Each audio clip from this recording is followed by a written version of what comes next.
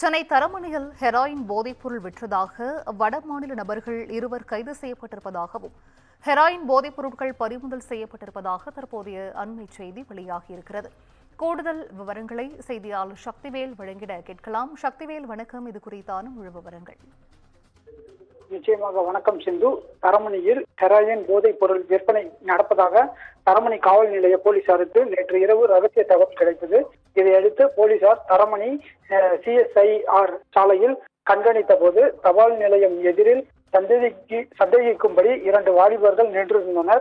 அவர்களை விசாரணை செய்த போது முன்னுக்கு பின் முரணாக பதிலளித்தனர்.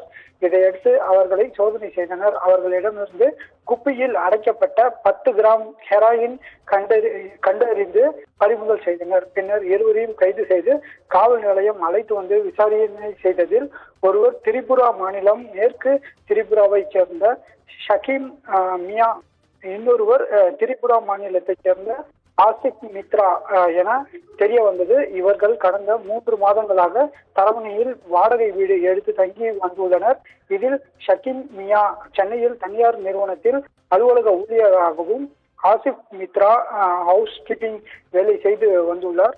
இவர்கள் ஹெராயின் போதைப் பொருட்களை மாநிலத்திலிருந்து வாங்கி வந்து வீட்டில் பதுக்கி வைத்து சென்னையில் விற்பனை செய்து வந்தது தெரிய வந்துள்ளது. இதையடுத்து இருவரையும் மீது வழக்கு பதிவு செய்த போலீசார் சைதாப்பேட்டை நீதிமன்றத்தில் ஆஜர்படுத்தி நீதிமன்ற உத்தரவின் பெயரில் சிறையில் அடைத்தனர். சிந்து. நன்றி சக்திவேல். விவரங்களை வழங்கியமைக்கு நன்றி.